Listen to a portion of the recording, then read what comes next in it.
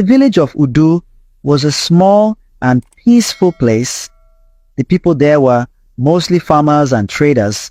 They sold yams, fruits, and handmade crafts in the village market. But lately, things had not been going well.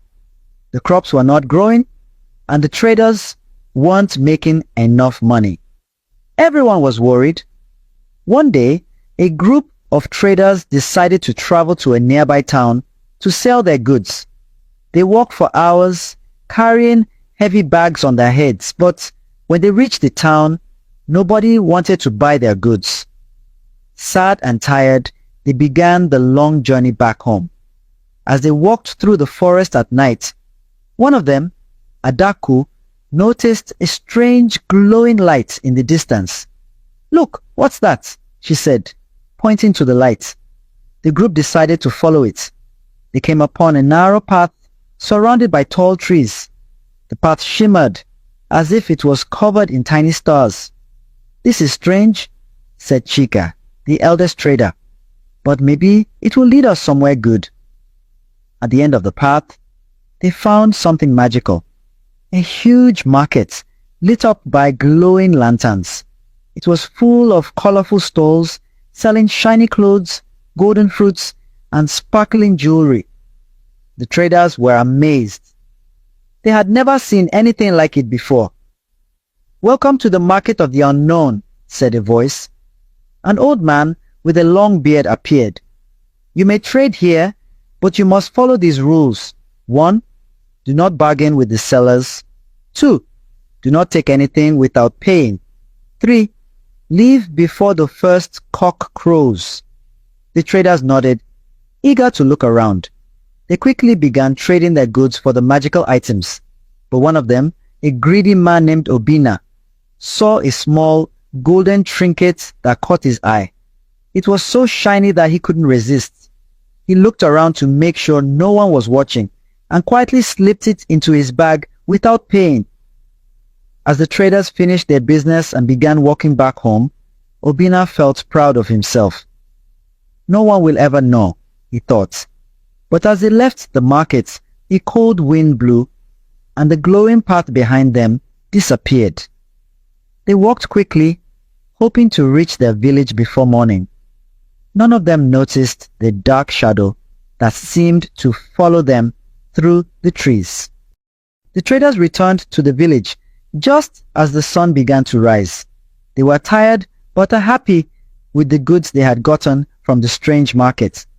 Everyone went to their homes to rest, but Obina felt uneasy. His stomach started to ache. At first, he thought it was just hunger. "Maybe I need some food," he said to himself. But after eating, the pain grew worse. His stomach swelled so much that it looked like a big drum.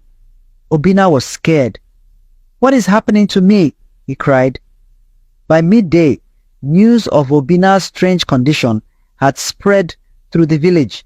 Curious villagers gathered outside his house, whispering among themselves, "What could be wrong with him?" One woman asked.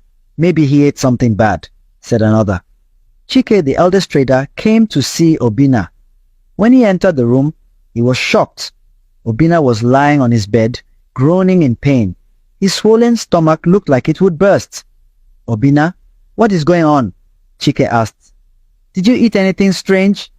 Obina shook his head, sweating. "I don't know. My stomach keeps growing and it hurts so much." Chike noticed something strange sticking out of Obina's bag. It was a golden trinket. "What is that?" he asked. Obina hesitated, then admitted the truth. I took it from the market. I didn't pay for it. I thought no one would notice." Chike's eyes widened in fear.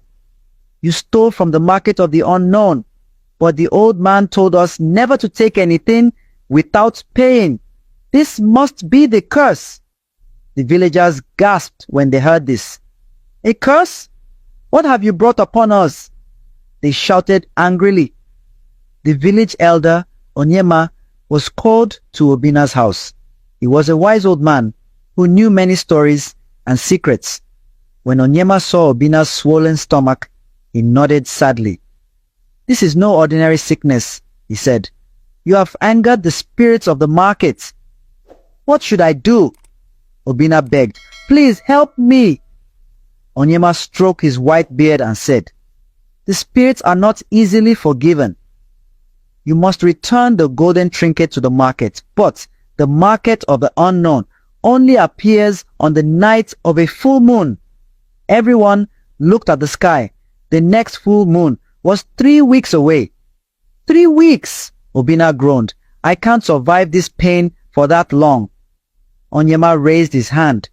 "You must endure it. The spirits will not be pleased until the trinket is returned. But beware, getting back to the market will not be easy."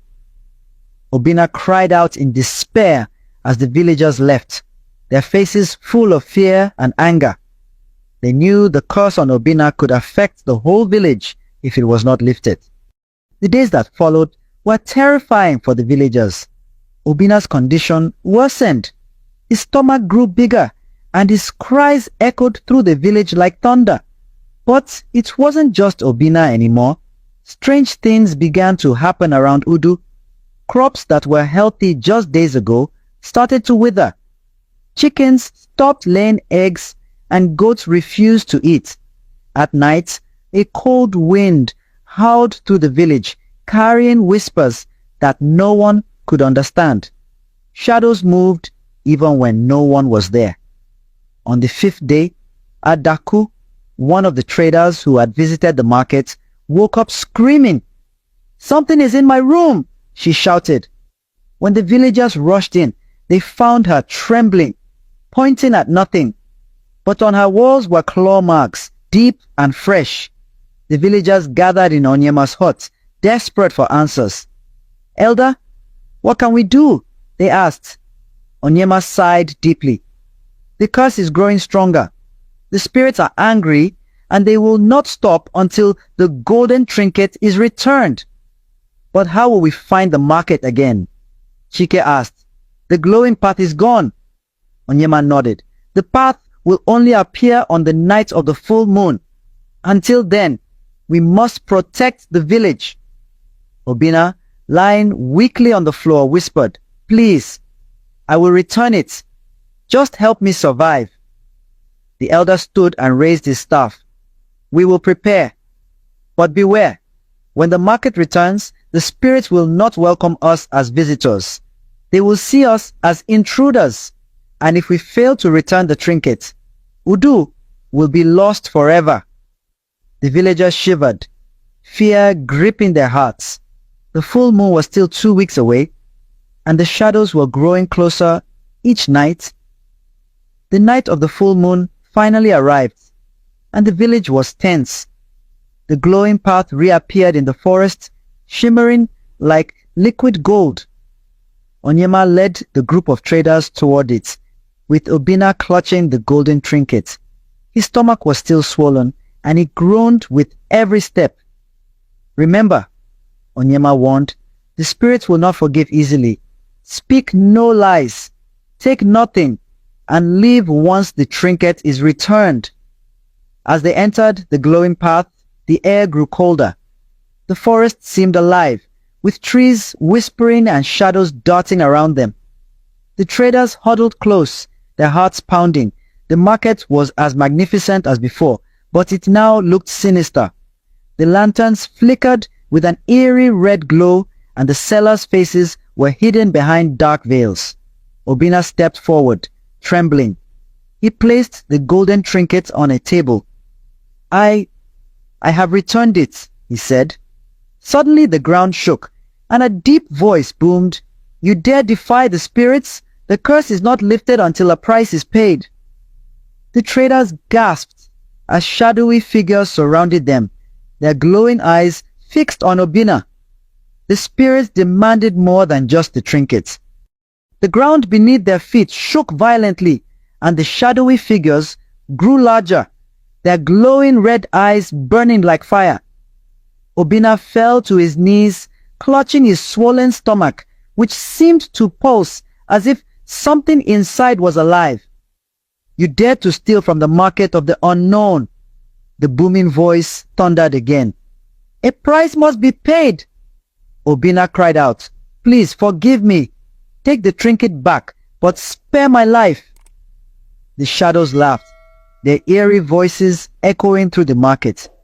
"The trinket is ours, but your greed has angered the spirits. The curse cannot be lifted without a sacrifice." Onyema stepped forward, raising his staff. "Spirits of the market, hear me. Punish the one who caused this, but spare the village. The people of Urdu are innocent." The shadows moved closer to Obina. "Very well," they hissed. "The thief alone will pay the price." Obina screamed as his swollen stomach burst open, releasing a swarm of black smoke that spiraled into the air. His body fell limp, lifeless, as the shadows consumed him. Suddenly, the market grew quiet. The eerie glow faded, and the path back to the village reappeared. Onyema turned to the traders. "Let this be a lesson. Greed brings destruction."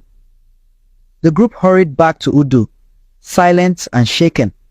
When they returned, the village felt lighter. The crops began to grow again. The animals returned, and the whispers in the wind disappeared. Though peace was restored, the villagers never forgot the curse of the forbidden market. To this day, no one in Urdu dares to walk in the forest under the light of a full moon, for they know the spirits of Eke and the Iro are always watching. Thanks for watching. If you enjoyed this story, make sure to subscribe to our channel for more amazing content. Don't forget to like, comment, and share the video with your friends. We'll see you in the next one.